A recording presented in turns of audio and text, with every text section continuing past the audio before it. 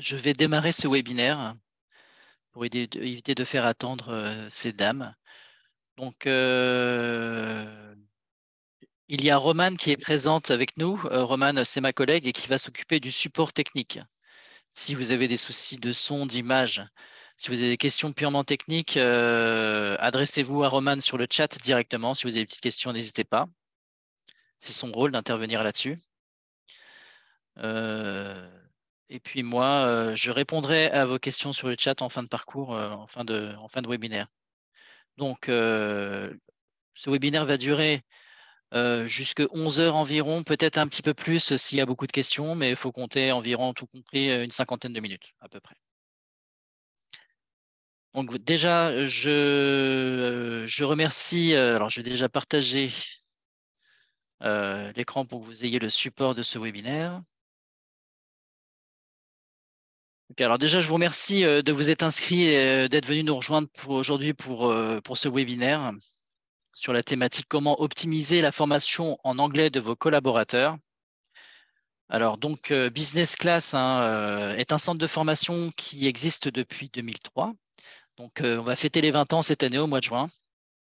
On est spécialisé dans les langues. La fondatrice de Business Class, Daphné Elie, était elle-même formatrice avant de créer sa propre société.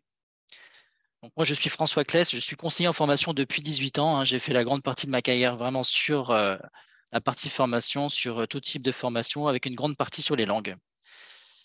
Et durant toutes ces années d'expérience professionnelle et de partage, donc j'ai rencontré des acteurs des ressources humaines comme vous, qui m'ont amené à créer ce webinaire que j'anime aujourd'hui. Donc sans plus attendre, je vous propose de découvrir le programme que je vous propose. Alors,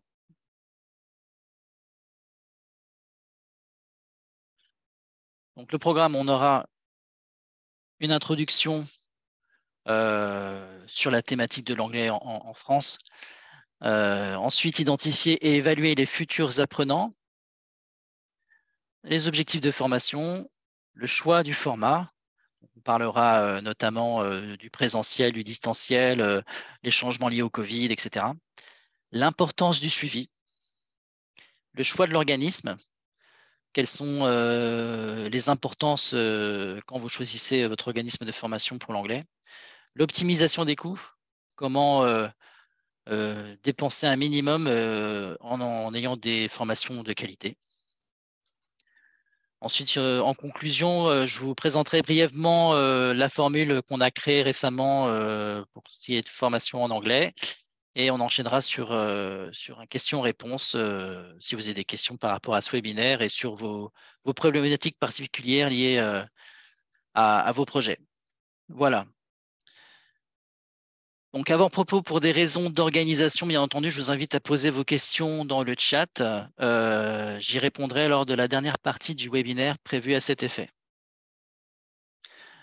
Alors, nous croyons à tort que nos jeunes générations parlent mieux anglais que nous, que les médias, les réseaux sociaux et les parcours scolaires de nos jeunes générations les rendent plus performants que nous sur le sujet. Or, quand vous regardez un petit peu le diagramme que je vous ai partagé, vous constatez, ça c'est chez Business Class, que parmi nos apprenants, en fait, 44,5% sont des jeunes de 25 à 34 ans. C'est pas parce qu'ils ont accès à des séries en VO sur Netflix qu'ils ont accès à Internet avec beaucoup de contenu anglais, américain. C'est pas pour autant qu'ils parlent mieux anglais que nous. Et en fait, ils ont des parcours scolaires avec des contenus qui sont très proches de ce qu'on a vécu. Donc voilà, force est de constater que on n'est pas bilingue, ils ne le sont pas non plus. Pareil pour la génération 35-44 ans qui représente 30%. Donc voilà, beaucoup de demandes sur les plus jeunes pour se former en anglais.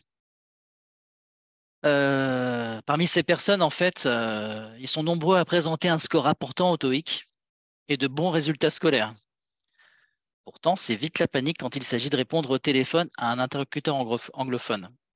C'est typiquement un mal français. En fait, on a tous reçu une éducation basée sur l'écrit et la compréhension orale au détriment de l'expression. M'améliorer en expression orale est la demande systématique de nos apprenants, tout âge confondu. En effet, au début des formations, on soumet un questionnaire et on voit que les gens disent il faut que je m'améliore à l'oral en fait, hein. Je suis très bon à l'écrit, j'ai eu tant au TOEIC, mais dès qu'il faut prendre la parole, je perds mes moyens. Lors de vos recrutements, il est utile de chercher le mouton à 5 pattes. La meilleure solution, c'est choisir les compétences techniques liées au poste, le savoir-être par rapport à votre fiche de poste, et planifier une formation pour commencer les lacunes, dont l'anglais. Voilà, si tout le monde dit oui, anglais, bah, je suis niveau B1, B2. Mais si vous parlez anglais et que vous commencez à faire un échange en live avec le candidat, on va tout de suite descendre d'un petit niveau, hein. Mais ça se compense. On a des formations efficaces que proposent les organismes de formation pour compenser ces lacunes. Alors, dans votre projet d'anglais, la première chose à faire, c'est identifier et évaluer les futurs apprenants. Alors, pour rendre ludique ce webinaire, je vais me mettre dans la peau d'un responsable de formation. Donc, je suis donc responsable de formation dans une entreprise, on va dire, de 60 salariés qui conçoit et commercialise un logiciel de gestion commerciale, par exemple. Donc, on a une situation où en 2023, on peut dire qu'on a rapporté un appel d'offres avec un client en Allemagne, où tout le monde va parler anglais avec nous. Et les échanges donc, vont être exclusifs en anglais avec les commerciaux, avec les utilisateurs, etc. Donc, la stratégie de l'entreprise, de votre entreprise en tant que responsable formation, ça va être amené de monter en compétence les salariés en anglais en vue des futures relations avec ce nouveau client et potentiellement les autres à venir. Les entretiens annuels sont terminés. Mes supérieurs me demandent d'identifier le public prioritaire à former en anglais, de sélectionner l'organisme et de lancer les formations dans les plus brefs délais. Oui, parce que dans la plupart des cas, l'entreprise, la direction dit bon bah il faut qu'on forme en anglais, par contre il faut dépenser un minimum. Donc on va sélectionner vraiment les prioritaires dans un premier temps. Donc là, dans notre exemple, dans notre petit cas pratique, on a 6 salariés qui ont été identifiés, mais on va se concentrer sur un en particulier. On va se concentrer sur Arthur. Arthur, c'est un personnage que j'ai créé et qui est hôte d'accueil, hein, parce qu'on a tendance à dire que c'est plutôt un travail féminin, mais là, on va dire que c'est Arthur qui est à l'accueil. Donc, voilà. Dans la majeure partie des cas, vous disposez d'une liste de personnes souhaitant se former en anglais, sans en connaître vraiment les contraintes, les objectifs, la disponibilité et la faisabilité du projet.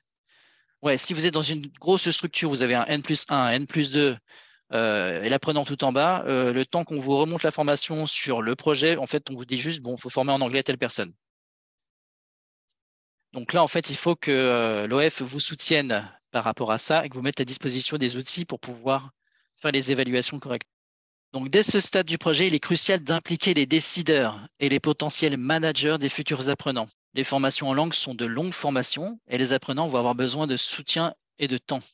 On a beaucoup de cas de figure où les apprenants décrochent parce que les managers leur ont dit que la priorité, c'était les tâches du quotidien, que l'anglais, ça passait après. Que souvent, il fallait faire ça pendant la pause déjeuner ou après le travail. Donc là, c'est vraiment à déterminer en amont pour éviter ce genre de décrochage et qui peut être lié à la démotivation. Donc, pour pouvoir vous accompagner dans le lancement du projet, l'organisme que vous aurez choisi doit être en mesure de vous fournir les bons outils pour évaluer l'apprenant et l'aider à déterminer ses objectifs sans pour autant créer de complexité administrative. Des méthodes simples peuvent vous aider. Donc là, je vous donne un exemple de questionnaire qu'on soumet à l'apprenant. On a notre Arthur qui va faire sa formation en anglais, on sait ce qu'il fait. Par contre, on ne connaît pas, nous, organisme de formation, et vous peut-être aussi, responsable formation, vous ne connaissez pas quels sont vraiment ses objectifs.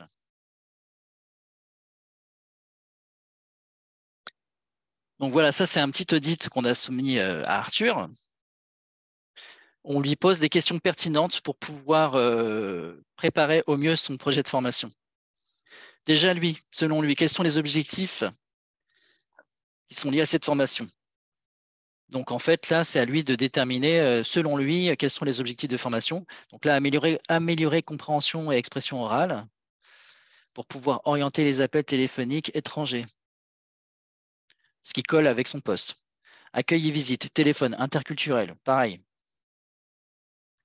Les points d'amélioration attendus. Qu'est-ce qu'il attend de sa formation? Au-delà des objectifs, lui, qu'est-ce qu'il attend de cette formation? Donc, compréhension orale, vocabulaire, expression, spontanéité et confiance. C'est surtout de ça dont il s'agit. Au-delà de l'idée de, je vais dire, je vais passer un niveau, c'est surtout gagner en aisance, gagner en confiance face à un interlocuteur. Parce que j'ai des bonnes bases, j'ai appris l'anglais à l'école, j'étais plutôt bon, mais aujourd'hui, j'ai besoin vraiment de gagner en confiance. Question pertinente. Là, c'est valable pour tous les apprenants. À quel point êtes-vous exposé à l'anglais au travail? Imaginons, vous avez 6 personnes qui arrivent, je veux faire de l'anglais, mais en fait, on répond à ce questionnaire-là, on vous dit, bah, en fait, j'utilise l'anglais 3 fois par an. Donc, en fait, vous vous rendez compte que c'est surtout plus ou moins à titre personnel ou que ça n'a pas de pertinence ou c'est que la personne a dit, je veux bénéficier de formation, allez, je fais de l'anglais, ça peut être utile, mais en fait, il n'en a pas besoin. Donc, vu que vous devez faire le tri, voilà, il faut faire attention à ce genre de détails-là. Donc là, dans le cas d'Arthur, on est sur plusieurs fois par mois.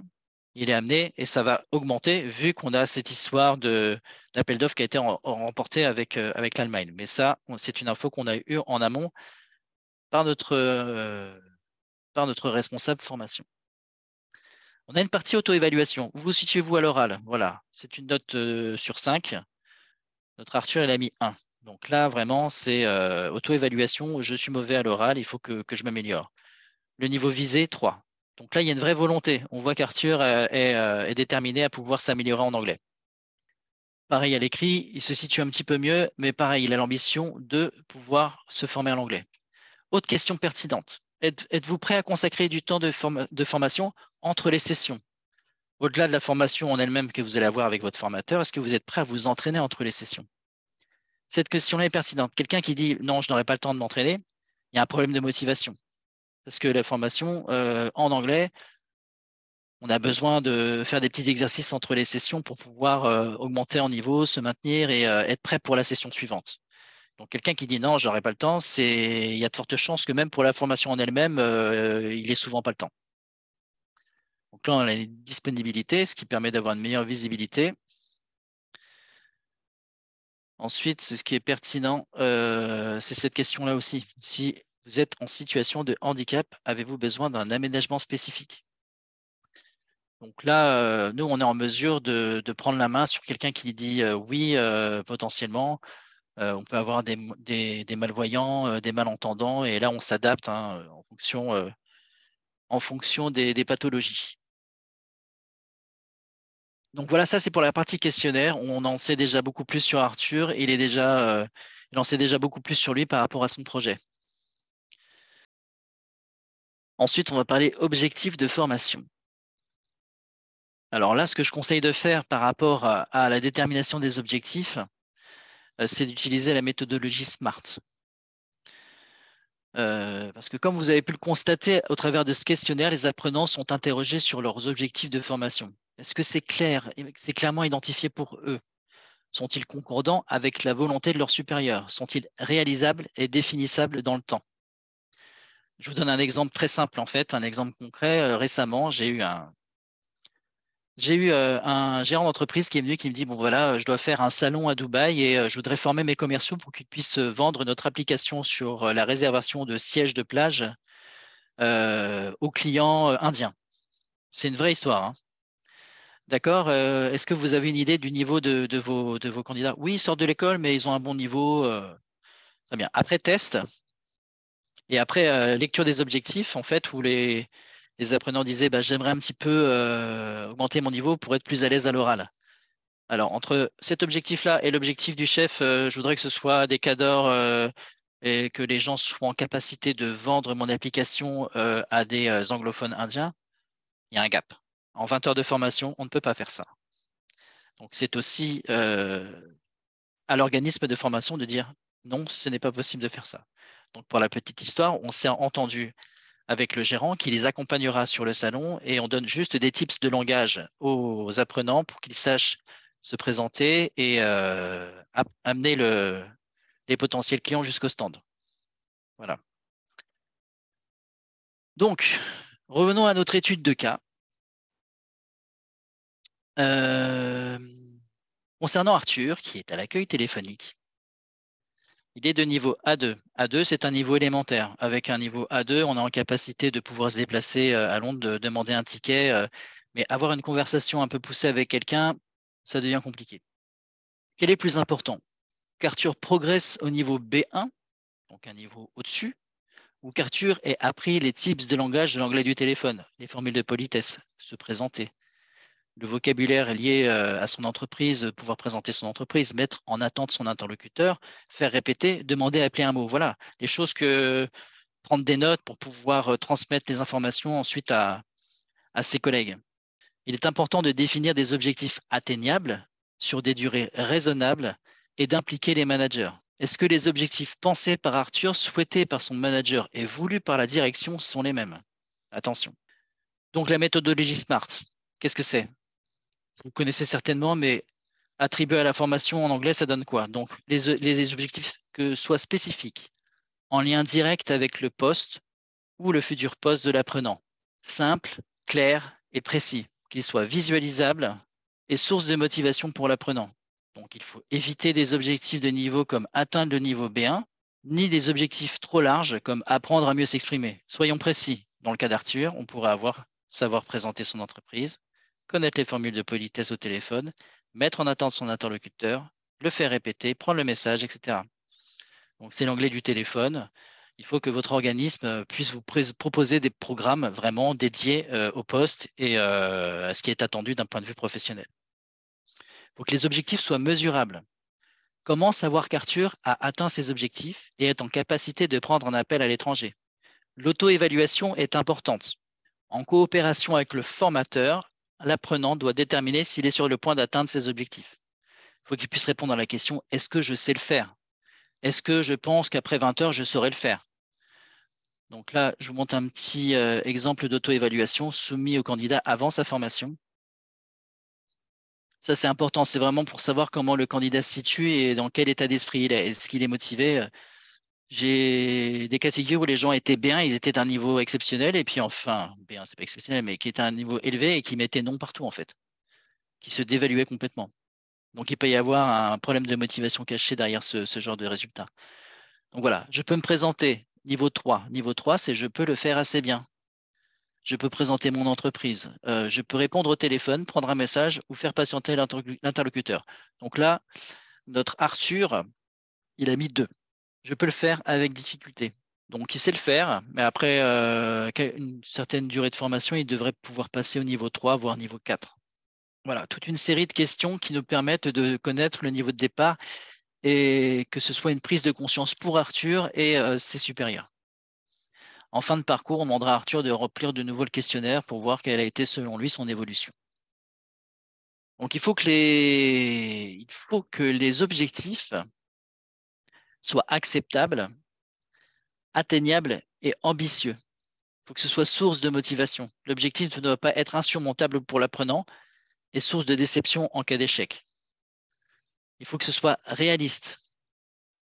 On a tous fait plusieurs années d'anglais à l'école et force est de constater, comme je vous disais tout à l'heure, qu'on ne sommes pas bilingues. On a fait des heures et des heures de formation, mais arrivé à la sortie, on connaît nos verbes irréguliers, si on a été sérieux, mais quand il s'agit de prendre la parole face à quelqu'un, donc on ne peut pas s'attendre non plus à être bilingue en 20 heures de formation. Par contre, on peut s'attendre à maîtriser des micro-compétences. Par exemple, savoir transférer un appel en anglais. D'où l'importance de granulariser les objectifs sur des compétences fonctionnelles plutôt que les 4 axes habituels que sont compréhension écrite, orale et expression écrite et orale. Il faut se poser la question de savoir si l'apprenant a le moyen de ses ambitions, au-delà de son niveau d'anglais de base, et pourra-t-il donner du temps à sa formation, s'entraîner entre les sessions? Le travail demandé par ces objectifs peut-il être fait et organisé sans que le travail attendu sur son poste en pâtisse? Est-ce qu'on est dans une période de rush pour le candidat? Est-ce que, par exemple, pour notre Arthur, est-ce qu'on s'attend à avoir une pléiade d'appels parce qu'on vient de lancer une nouvelle offre, on vient de lancer une communication, on risque d'avoir un nombre d'appels important. Est-ce que c'est le moment de former Arthur? Est-ce qu'il n'aurait pas fallu le faire avant ou peut-être attendre un petit peu que Arthur soit de nouveau disponible pour sa formation et pas qu'il fasse sa formation en pensant à ses tâches, quoi. Donc, sur cette question, le soutien et l'engagement du manager sont primordiaux. Enfin, il faut que les objectifs soient temporels.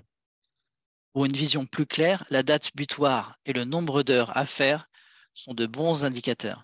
Alors, je fais une petite pause là, je vous rassure, hein, je suis en train de beaucoup parler, j'ai mis peu de choses dans le support, mais tout ce que je vous dis là, on vous le partagera ensuite et de toute façon, il y aura un enregistrement également, donc vous pourrez revoir la vidéo du webinaire ou même sous forme de podcast.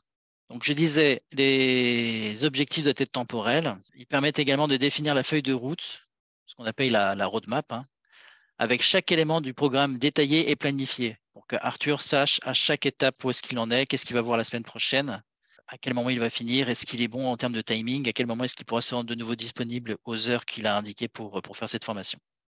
C'est aussi le moyen de mieux concilier formation et autres tâches quotidiennes liées au poste de l'apprenant. Le choix du format, présentiel ou distanciel, individuel, groupe ou hybride. Alors, présentiel ou distanciel, bah là, c'est à vous de voir, j'ai envie de dire. On dit que le présentiel en salle de formation dédiée garantit une meilleure concentration. Je dirais que c'est aussi une question de tempérament. À l'heure du télétravail, nous disposons d'outils de visioconférence très performants qui nous permettent d'obtenir de très bons résultats. Vous pouvez le voir en fait par rapport à ce graphique-là.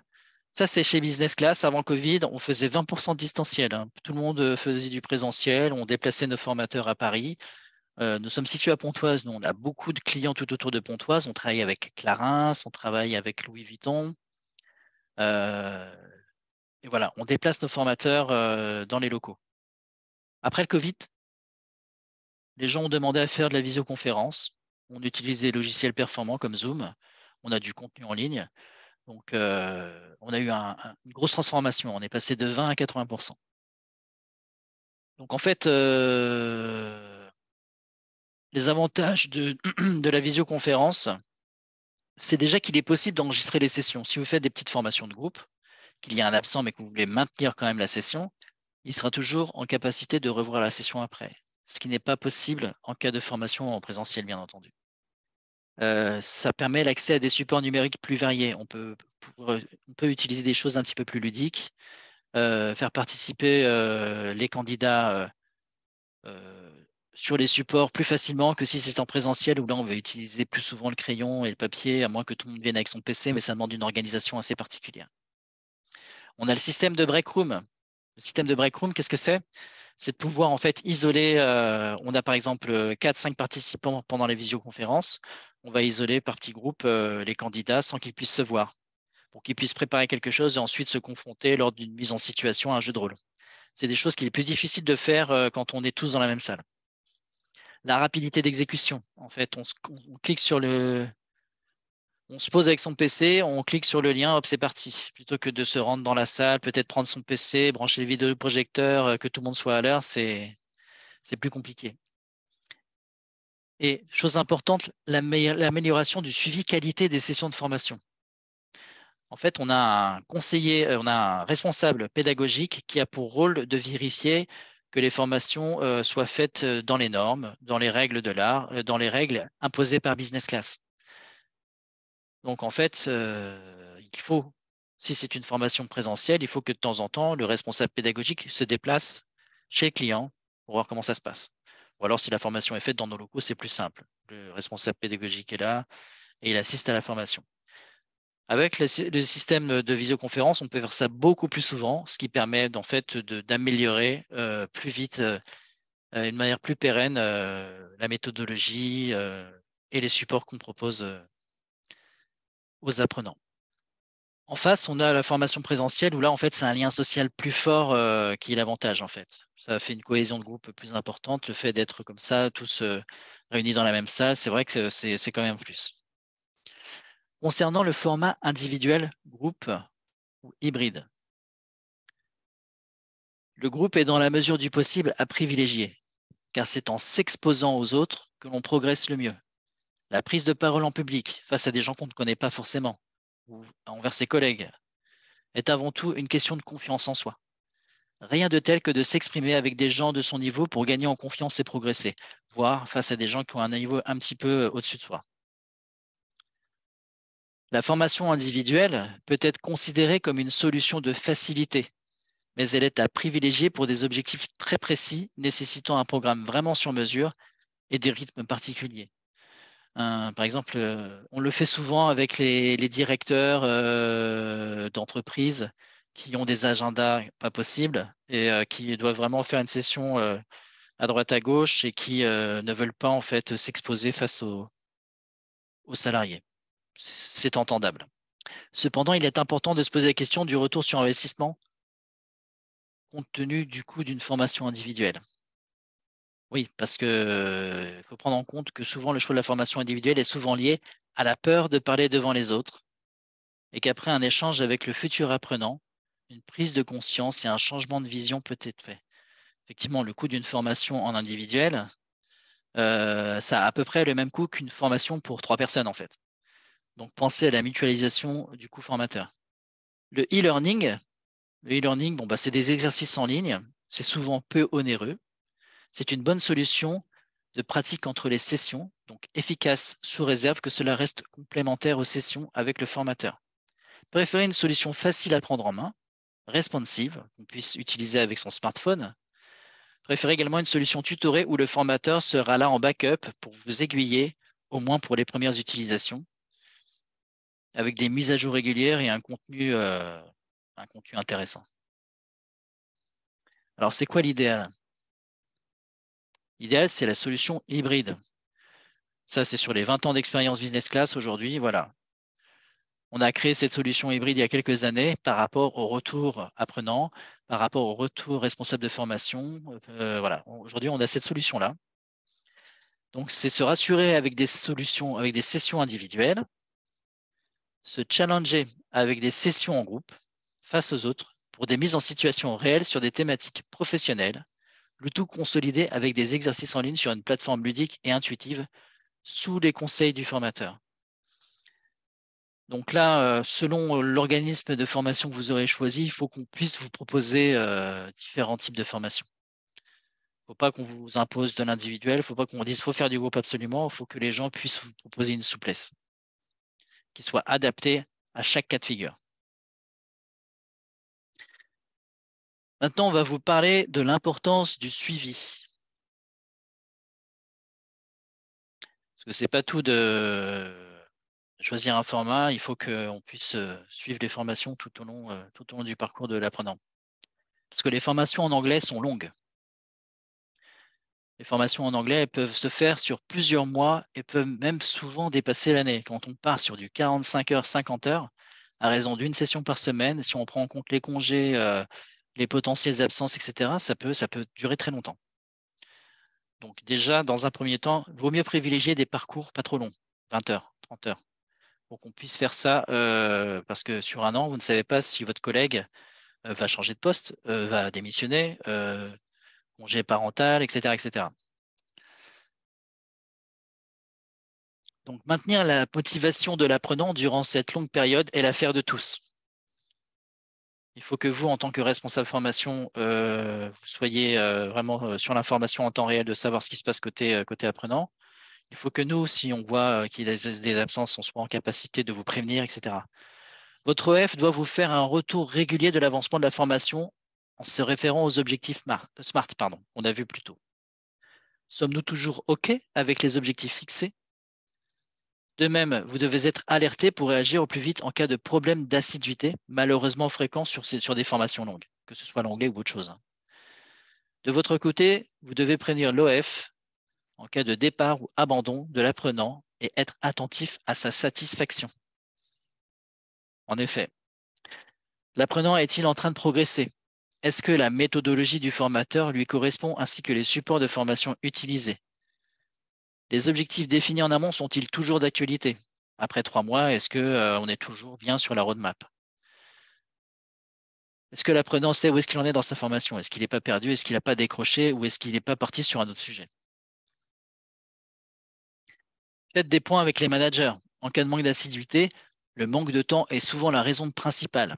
Faute de participation du manager dans le processus de formation. Ouais, ça c'est un cas de figure qu'on a beaucoup. On a un Customer Success Manager chez nous qui appelle les apprenants directement quand il y a un manque d'assiduité pour savoir ce qui se passe. Dans 3 cas sur 4, les apprenants nous disent en fait, je n'ai pas le temps de me former. Pourquoi vous n'avez pas le temps? Parce qu'on me dit qu'il faut que je mette en priorité mes tâches, etc. Donc, en fait, c'est manque de soutien du manager. Il faut vraiment qu'au moment de lancer le projet, on se dise, ça fait partie de son travail. C'est dans notre intérêt que tel candidat se forme. Arthur, à l'accueil, il faut qu'il soit mis en anglais, donc on va lui donner du temps. On va lui dire, on va vraiment lui garantir du temps pour qu'il puisse se former et on sera à le suivre pour pouvoir le motiver là-dessus. Alors, je vais vous partager un petit tableau de suivi pour vous montrer un petit peu comment ça se passe. Alors ça, c'est côté du chargé de compte qui s'occupe de vous envoyer un suivi régulièrement. Enfin, quand je dis là, c'est ce qu'on fait chez Business Class, hein. Mais c'est ce qu'est censé faire n'importe quel OF, hein, n'importe quel organisme de formation, un suivi régulier où en est mon apprenant. Vous êtes chargé de formation, voire responsable formation avec plusieurs tâches à réaliser. Si vous devez à chaque fois vous poser la question de où en est mon apprenant, où en est Arthur sur sa formation, est-ce qu'il suit correctement? Donc Arthur, là, par exemple, on est parti, j'ai mis ça au hasard, hein, il est parti sur une formation hybride, dont 20 heures de formation avec la formatrice. Là, c'est la partie formation individuelle, c'est là-dessus qu'on fait le suivi. Donc là, on vous dit où est-ce qu'il en est, quand est-ce qu'a commencé la formation, quand est-ce que la fin est prévue, le nombre de sessions réalisées, le nombre de sessions restantes, absence annulée dans les temps. Donc, il y a un moment où il a demandé à reporter une session. Voilà, on n'a pas d'absence annulée trop tard. Et il y a un petit commentaire à relancer sur feedback formateur. C'est-à-dire que nous, de notre côté, l'organisme de formation, doit aussi s'interroger sur est-ce que l'apprenant est satisfait de sa formation dès le début. On n'attend pas la fin. Dès les 4 premières sessions, est-ce que le format lui convient? Est-ce que le formateur, sa méthodologie, il peut y avoir des couacs d'humeur, hein, tout simplement. C'est le tempérament du formateur ne me convient pas, hein, même si c'est un formateur professionnel, diplômé, etc.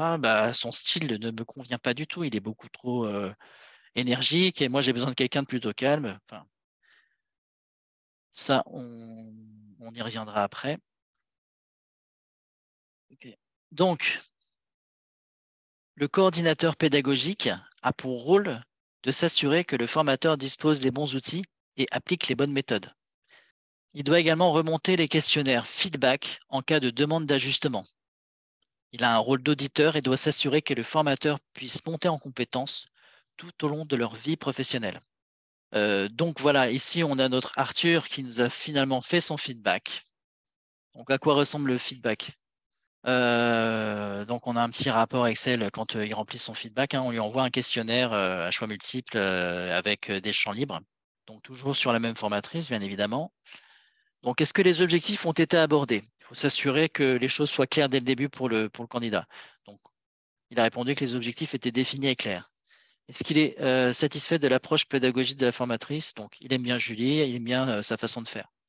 Les supports satisfaits. Satisfait, c'est pas très satisfait. Donc, on peut s'interroger de savoir qu'est-ce qu'il faudrait faire pour que Arthur soit très satisfait. Le contenu des sessions, c'est une note sur 5, il a mis 4. Pareil, on peut s'interroger de savoir pourquoi est-ce qu'il n'a pas mis 5. Est-ce que c'est. Il y en a qui mettent 4 pour ne pas mettre 5 par principe, hein. Il y en a d'autres où ça veut en fait dire qu'ils auraient mis 3 dans les faits. On lui demande quel point il souhaiterait faire améliorer. On est ouvert à tout changement, hein. Donc, plus d'expression orale, plus de cas pratiques. Et il demande à être contacté. Il a mis oui. Donc là, c'est au rôle du chargé de compte, c'est au rôle de l'OF de contacter directement l'apprenant pour pouvoir discuter, de savoir comment est-ce qu'on peut améliorer sa formation. Est-ce que c'est une question de contenu? Donc là, on a déjà une indication sur plus d'expression orale, plus de cas pratiques. On partage l'information avec la formatrice qui va ensuite faire le nécessaire pour pouvoir corriger le tir. Enfin, on a le suivi CSM. Alors, le suivi CSM, le CSM, c'est le Customer Success Manager. Le rôle du CSM, en fait, c'est de suivre scrupuleusement le candidat parce que d'un côté, le chargé de compte vous donne l'assiduité du candidat, mais ne va pas entrer en contact avec le candidat s'il y a un manque d'assiduité. Il vous alerte. En revanche, on a le Customer Success Manager dont lui est le rôle d'être en relation directe avec l'apprenant. Il a sa méthode, il a sa procédure. L'apprenant doit suivre sa formation. Ça fait 2 semaines qu'il n'est pas venu. Je l'appelle. Qu'est-ce qui se passe? Arthur, qu'est-ce qui se passe? On t'a pas vu à la formation. La formatrice t'a attendu. Tu as reporté 2 fois les formations. Qu'est-ce qui se passe? Et là, on a des informations. Manque de temps. J'étais sur un rush. J'étais en vacances, tout simplement. On n'était pas au courant. Il n'a pas prévenu la formatrice. Donc, selon les retours, nous-mêmes, on est en capacité de remotiver Arthur pour qu'il puisse reprendre des sessions et justement le suivre, le vérifier au niveau de ce Customer Success Manager. Soit il y a un problème. Arthur nous dit, bah là, en fait, la formation, je ne peux plus faire en ce moment. Et puis, en fait, je n'ai pas le support de mon manager pour ça. Et on vous remonte l'information. On s'adresse à vous en disant, attention, vis-à-vis de la formation d'Arthur, on a un problème. On a un problème de disponibilité pour faire sa formation. Et là, quelque part, en fait, la balle est dans votre camp. Qu'est-ce qu'on fait? Est-ce qu'on met en suspens la formation? Est-ce qu'on donne les heures à faire à quelqu'un d'autre qui est plus en capacité de le faire? Quelle est la décision à prendre par l'entreprise? Voilà, là, on est en discussion pour savoir qu'est-ce qu'on fait. Le choix de l'organisme. J'aurais pu faire très court en disant, bah, faut choisir business class, mais on va faire ça bien. Donc, il faut se poser les bonnes questions dans le choix de l'organisme, hein. En fonction de ce que vous avez déterminé comme format, ce que vous vouliez faire par rapport à Arthur, ses besoins, etc. Le choix de l'organisme va peut-être être différent. Donc, en fait, il y a des centaines d'organismes proposant des formations en anglais à tous les prix. Donc, posez-vous les bonnes questions. Maintenant que vous avez déterminé le type de formation que vous recherchez, il va être un peu plus simple de choisir l'organisme. Déjà, est-ce que l'organisme de formation est spécialisé en langue? Ce n'est pas anodin comme question. C'est un type de formation longue et complexe qui demande des connaissances et des compétences techniques particulières. C'est pour ça qu'il y a beaucoup d'organismes qui en font leur spécialité. Depuis quand existe-t-il? Est-ce que l'organisme a le recul et l'expérience nécessaires pour répondre aux exigences de notre entreprise? Est-ce qu'il y a des références? Est-ce que, voilà, parce que créer un organisme de formation en langue, c'est à la portée de tout le monde. Bon, il y aura forcément des certifications à passer où là, c'est un petit peu plus compliqué. Après, il suffit de travailler avec des freelances et puis on y va, hein. Donc, oui, essayez d'avoir ce recul-là quand même, de savoir depuis combien de temps l'entreprise existe. Est-il certifié? Donc, la certification Calliope, elle est nécessaire pour que l'organisme de formation puisse, enfin, votre société puisse faire appel au financement OPCO. Et elle vous garantit l'existence de procédures normées et une bonne qualité de prestation. Alors, tous les organismes de formation ont tout intérêt à être certifiés Calliope pour que vous, quand vous faites appel à eux, vous puissiez faire financer ces formations-là avec les budgets OPCO. Mais ce n'est pas tout, ce n'est pas suffisant. Parce que là, en fait, les organismes qui sont uniquement Calliope, c'est qu'ils se sont limités au minima requis par le gouvernement. Et le mieux, c'est de pouvoir avoir un organisme qui montre patte blanche en proposant d'autres certifications, comme par exemple la norme qualité NF214, qui est un Calliope++, en gros. Alors, est-ce que l'organisme est situé près de chez vous? Alors, ça peut paraître un petit peu bête comme question, mais est-ce qu'il a une capacité d'intervenir chez vous, en fait? Vous avez lancé vos formations, vous avez trouvé un truc, le prix, tout va bien, du distanciel. Puis, paf, vous avez un des directeurs qui dit, ah bah écoutez, moi ça m'intéresse ces formations-là, mais je veux que le formateur vienne. OK. Est-ce que l'organisme est en capacité de répondre dans la foulée? Est-ce qu'il a son réseau de formateurs à disponibilité pour pouvoir le faire? Important comme question. Quelles sont les références? Est-ce qu'on a des avis clients visibles? Est-ce que on a des avis Google, par exemple? Est-ce que vous pouvez avoir accès aux références, les entreprises avec qui le prestataire a déjà travaillé? Et est-ce que n'hésitez pas en fait à les contacter, hein. Il faut consulter les entreprises déjà clientes. En fait, rien de tel qu'un avis tout frais pour se rassurer. Les formateurs, avec qui on travaille comme formateur? En fait, Quels sont les formateurs proposés par l'organisme? D'où est-ce qu'ils viennent? Où est-ce qu'ils sont situés? Est-ce que ce sont des formateurs basés en France? Est-ce que ce sont des formateurs qui sont natifs anglais ou ayant au moins la langue maternelle anglaise? Quelle est leur expérience? En fait, il ne faut pas hésiter à demander les CV des formateurs, tout simplement, hein.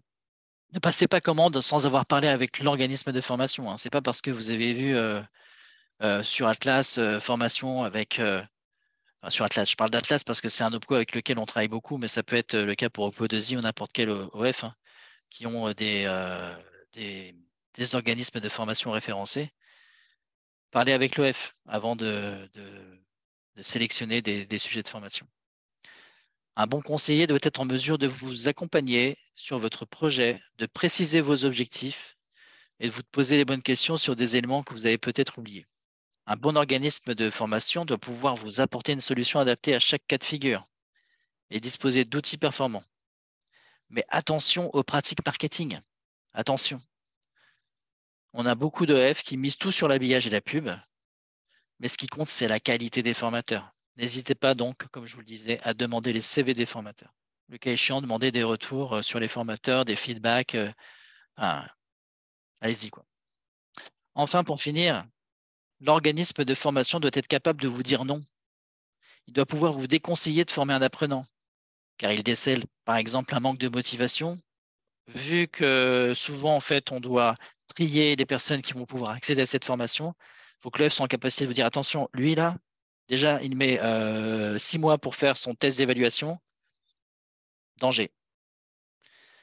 Voilà, il faut faut pas qu'il y ait de vente forcée. Attention, attention à la… C'est contre-productif pour tout le monde, en fait. Ou alors un niveau trop faible, hein. Quelqu'un qui a un niveau vraiment trop bas par rapport aux objectifs, autant vous dire tout de suite, attention, hein, il faut peut-être faire les choses autrement, avoir une formation un petit peu plus simple. Euh, Peut-être, attention, hein, parce que imaginons qu'Arthur soit niveau totalement débutant et qu'on demande en 20 heures qu'ils sont en capacité de discuter avec les clients. Non, c'est pas possible. Et puis au contraire, un niveau trop haut. Arthur, ici, il était C1 bilingue, bah non, on va pas le former, ça sert à rien, il sait déjà tout faire. Il était peut-être un peu timide avant, mais en fait, on l'a testé et il est très bien. Donc peut-être un peu de coaching à la rigueur, une petite séance de coaching et tout pour lui donner les tips et le mettre en confiance, mais on va pas faire une formation de 20 heures pour Arthur. C'est pas la peine. Voilà pour la partie choix de l'organisme. Ensuite, on a l'optimisation des coûts.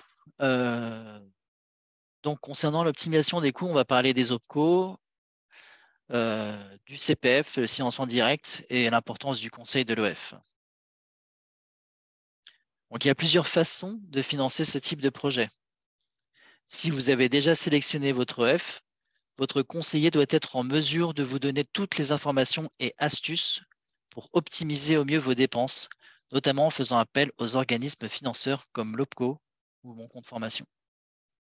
Alors, les OPCO. Donc, j'ai vu que Madame Cuvelier était OPCO2I. Je ne sais pas ce que Madame Ruisseau… j'ai pas fait attention, j'ai pas recherché. Mais bon, on est en capacité de travailler. N'importe quel organisme de formation est en capacité de faire appel au financement OPCO de n'importe quelle société, hein. Tout le monde travaille avec les 11 OPCO présents. Donc, les OPCO, anciennement OPCA, devenus opérateurs de compétences. Bon, ça, je pense que vous êtes bien calibré sur le sujet. Donc, pour rappel, c'est là que vous versez votre taxe sur la formation professionnelle continue, elle-même calculée sur votre masse salariale.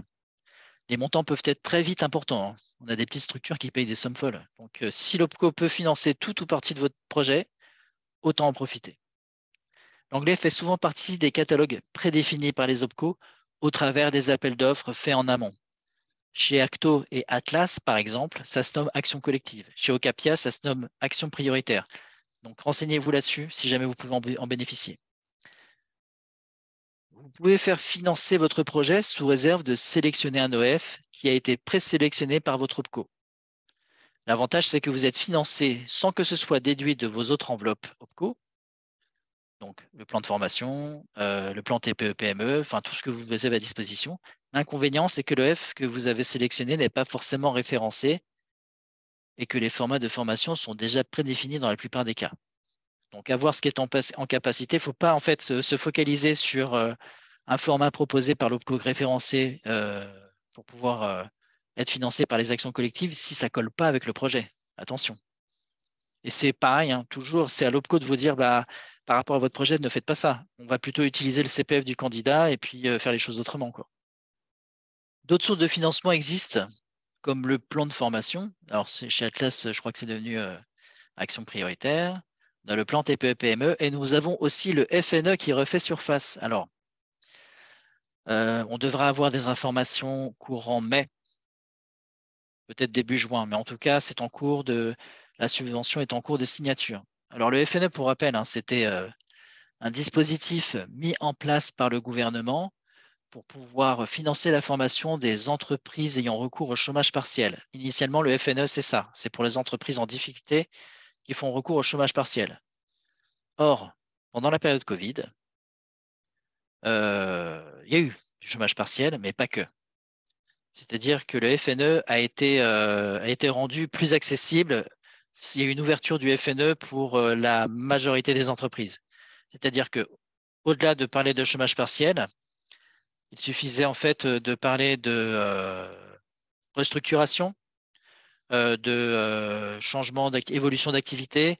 Et en fait, c'était très simple. Pour l'anglais, en fait, on a fait énormément de dossiers FNE parce qu'il suffisait de dire en fait, bon bah par rapport euh, à la situation, on est en train de se développer autrement, on travaille un petit peu plus à l'étranger, on a besoin de se former en anglais. Donc effectivement, faire appel au FNE, ça demande de faire une demande de subvention. Cette demande de subvention demande à ce qu'on fasse un petit argumentaire de pourquoi est-ce qu'on fait appel à ce budget-là. Donc le fait de dire, on est en train de se développer, on a eu les difficultés avec le Covid, on travaille un petit peu à l'étranger.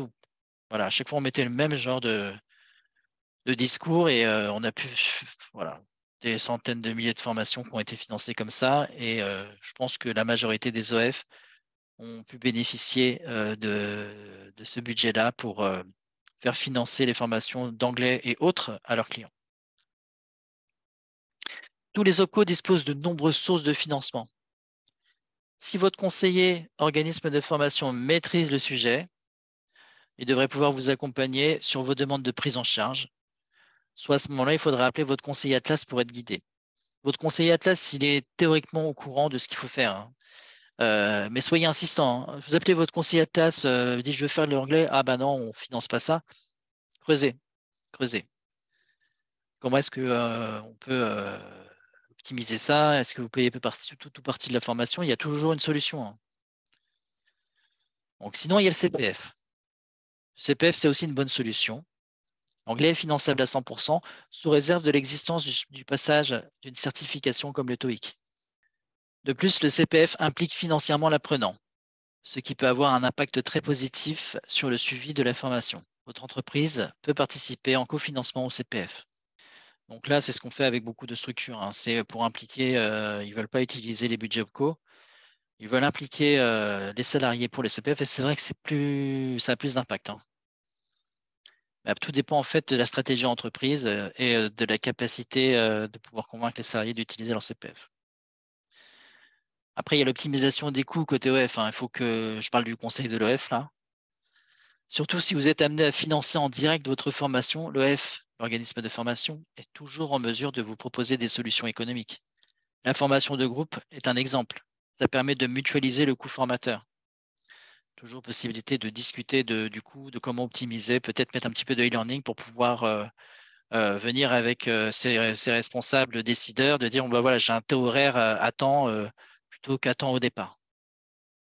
Voilà, donc j'ai revu avec vous les principaux sujets par rapport à comment optimiser les formations en anglais de ses collaborateurs.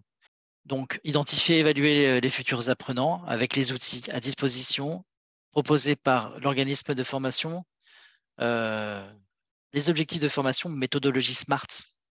Faites bien attention à ce que les objectifs soient réalisables et en phase entre vous, c'est pas vous qui déterminez forcément les objectifs, mais entre l'apprenant et ses responsables. Le choix du format est quelque chose d'adapté à l'apprenant, hein. C'est pas parce que il y a une promo sur la formation en groupe qu'il faut forcément s'orienter sur le groupe, même si c'est quelque chose que chez nous on préconise. l'importance du suivi. Il faut qu'il y ait un soutien de l'OF. Ce n'est pas lancer la formation et puis on en reparle dans 6 mois quand on est fini. Il faut vraiment qu'il y ait un OF sérieux qui puisse vous soutenir. Donc, le choix de l'organisme en phase avec tout ce dont on a parlé.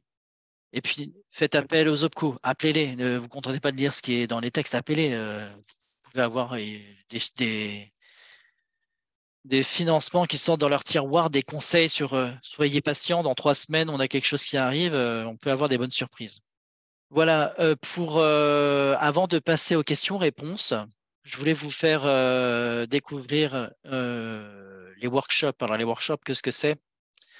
En fait, c'est une solution de formation qui existe depuis 1 an et demi chez Business Class, presque 2 ans. Ce sera 2 ans au mois de juillet. Et en fait, qui permet de se former en groupe sans les contraintes d'organisation de la formation en groupe. Ce que vous connaissez, vous, certainement, c'est la formation en groupe, c'est de dire on se réunit, par exemple, tous les mercredis de 10h à 15h30, de 10h à 11h30, parce que ça ferait long. C'est des sessions d'1 heure et demie, 2 heures, on se réunit à la même heure, toutes les semaines, avec les mêmes personnes, avec le même formateur. Là, on a créé une solution de souplesse. Donc là, ce que je vous montre ici, en fait, c'est moi en tant qu'apprenant. Donc, je suis François Claes, apprenant, et je suis de niveau B1. Et j'ai accès à des workshops de 1 heure et demie qui sont animés par un formateur de 5 à 6 personnes de la formation en groupe sur une thématique que j'avais déjà présélectionnée. Donc là, par exemple, c'est comment gérer un conflit. C'est animé par Alina. Ça va être ce vendredi de 15h à 16h30. Voilà, j'ai plusieurs thématiques qui me sont proposées. L'avantage, c'est qu'on a une thématique avec un début et une fin, avec un délivrable. À la fin de cette petite formation, j'ai un résumé de ce qui a été vu avec les tips de langage, etc. Je peux m'enregistrer à la dernière minute. Par exemple, là, la future session, c'est aujourd'hui à 15h30. Si à 15h25, j'y vais, qu'il reste encore, parce que Spotleft, là, c'est donc il reste une place, je peux m'inscrire au dernier moment. Au même titre que je peux m'inscrire sur une session et me désinscrire au dernier moment. Donc, en fait, on a l'avantage de la formation de groupe pour pouvoir s'exposer aux autres avec des gens que je ne connais pas forcément. L'avantage de la formation individuelle par rapport à la souplesse. On parlait tout à l'heure de ce directeur qui ne savait pas trop quand est-ce qu'il allait pouvoir voir son formateur. Là, en fait, voilà, il peut s'inscrire à plusieurs sessions d'avance et quand il ne peut pas venir, il se désinscrit, il ne perd pas sa session. Voilà, donc ça, c'est quelque chose que j'ai envie de vous faire découvrir. Et donc, le petit cadeau pour vous remercier d'être venu aujourd'hui, c'est que je vais vous offrir à toutes les deux 3 crédits d'utilisation pour ces workshops que vous pourrez distribuer à qui vous voulez dans votre entreprise pour pouvoir tester la méthode.